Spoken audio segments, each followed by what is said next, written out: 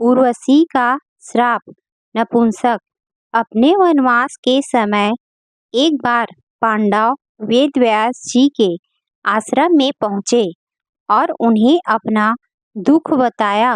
युधिष्ठिर ने वेदव्यास जी से प्रार्थना करी कि वो उन्हें अपना राज्य पुनः प्राप्त करने का कोई उपाय बताए। तब वेदव्यास जी ने कहा कि पुनः अपना राज्य प्राप्त करने के लिए तुम्हें दिव्य अस्त्रों की आवश्यकता पड़ेगी, क्योंकि कौरवों के पास भीष्म, द्रोणाचार्य, कृपाचार्य, कर्ण जैसे महारथी हैं। अतः बिना दिव्य अस्त्र प्राप्त किए तुम उनका कुछ नहीं बिगाड़ सकते।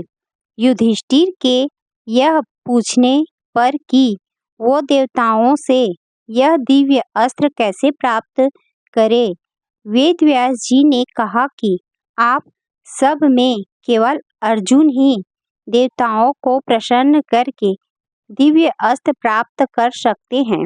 अतः अर्जुन को देवताओं को तपस्या करके प्रसन्न करना चाहिए।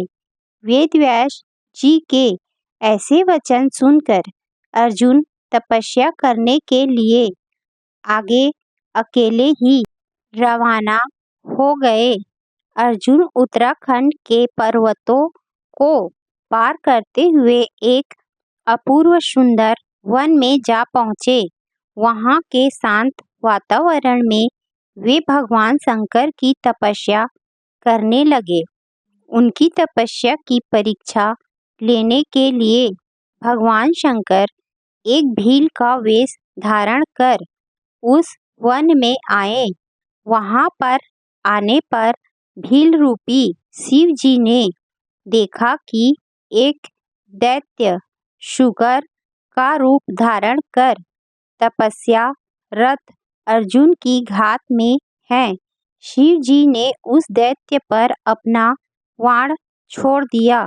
जिस समय शंकर भगवान ने दैत्य को देखकर बाण छोड़ा, उसी समय अर्जुन की तपस्या टूटी और दैत्य पर उनकी दृष्टि पड़ी। उन्होंने भी अपना गांडीव धनुष उठाकर उस पर बाण छोड़ दिया। शुकर को दोनों बाण एक साथ लगे और उसके प्राण निकल गए। शुकर के मर जाने पर भील रूपी शिव जी और अर्जुन दोनों ही शुकर को अपने बाण से मरा होने का दावा करने लगे। दोनों के मध्य विवाद बढ़ता गया और विवाद ने युद्ध का रूप धारण कर लिया। अर्जुन निरंतर भील पर गांडीव से बाणों की वर्षा करते रहे, किंतु उनके बाण भील के शरीर से टकरा टकरा कर टूटते रहे और भील शांत खड़े हुए मुस्कुरा रहा।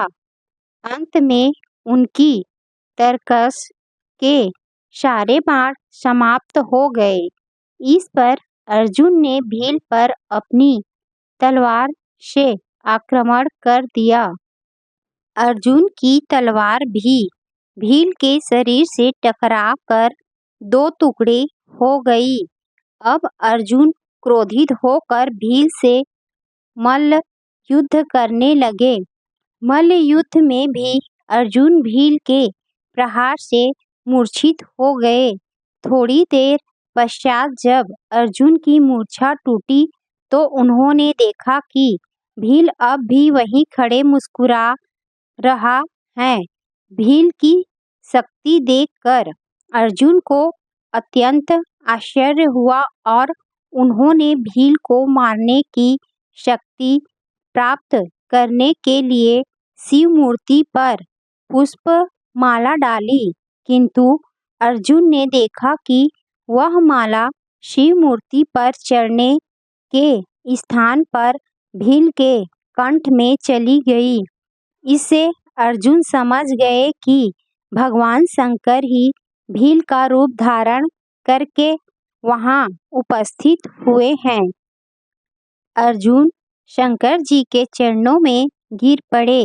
भगवान शंकर ने अपना असली रूप धारण कर लिया और अर्जुन से कहा, हे अर्जुन, मैं तुम्हारी तपस्या और पराक्रम से अति प्रसन्न हूँ और तुम्हें पशुपत अस्त्र प्रदान करता हूँ। भगवान शंकर अर्जुन को पशुपत अस्त्र प्रदान कर अंतर्ध्यान हो गए। उसके पश्चात वहां पर वरुण, यम, कुबेर, गंधर्व और इंद्र अपने अपने वाहनों पर सवार होकर आ गए। अर्जुन ने सभी देवताओं की विधिवत पूजा की। यह देखकर यमराज ने कहा, अर्जुन, तुम नर के अवतार हो तथा श्री कृष्ण नारायण के अवतार हैं। तुम दोनों मिलकर अब पृथ्वी का भार हल्का करो।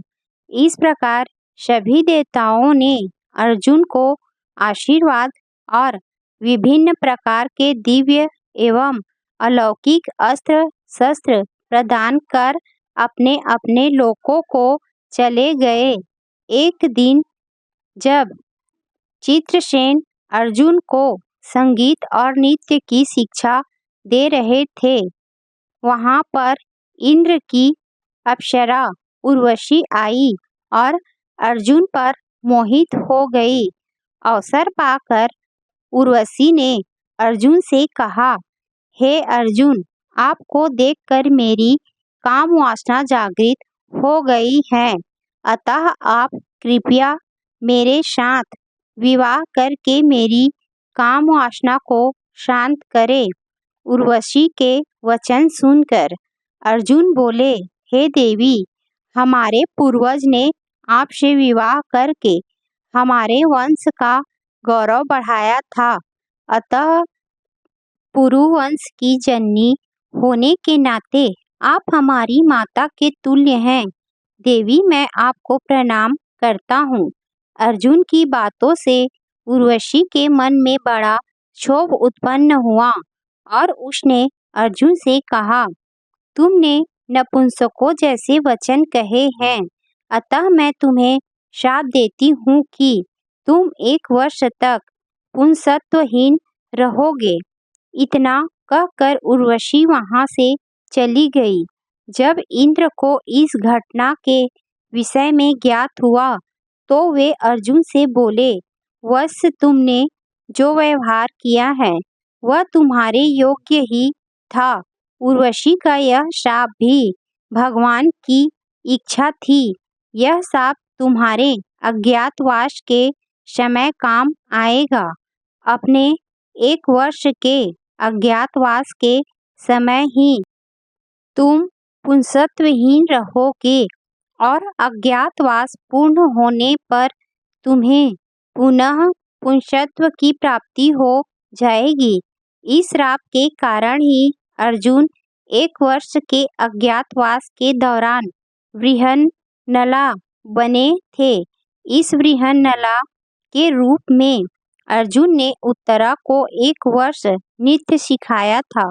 उत्तरा विराट नगर के राजा विराट की पुत्री थी। अज्ञातवास के बाद उत्तरा का विवाह अर्जुन के पुत्र अभिमन्यु से हुआ था। अर्जुन के शाप से अपने लोक को वापस जाते समय देवराज इंद्र ने कहा, हे अर्जुन, अभी तुम्हें देवताओं के अनेक कार्य संपन्न करने हैं, अतः तुमको लेने के लिए मेरा सारथी आएगा। इसीलिए अर्जुन उसी वन में रहकर प्रतीक्षा करने लगे। कुछ काल पश्चात उन्हें लेने के लिए इंद्र के सारथी मालती वहां पहुँचे और अर्जुन को विमान में बिठाकर देवराज की नगर अमरावती ले गए। इंद्र के पास पहुंचकर अर्जुन ने उन्हें प्रणाम किया। देवराज इंद्र ने अर्जुन को आशीर्वाद देकर अपने निकट आसन प्रदान किया।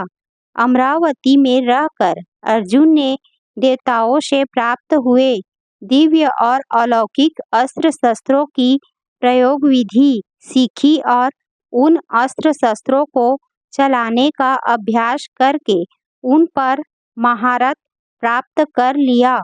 फिर एक दिन इंद्र अर्जुन से बोले, वत्स तुम चित्रसेन नामक गंधर्व से संगीत और नृत्य की कला सीख लो। चित्रसेन ने इंद्र का आदेश पाकर अर्जुन को संगीत और नृत्य की कला में निपुण कर दिया।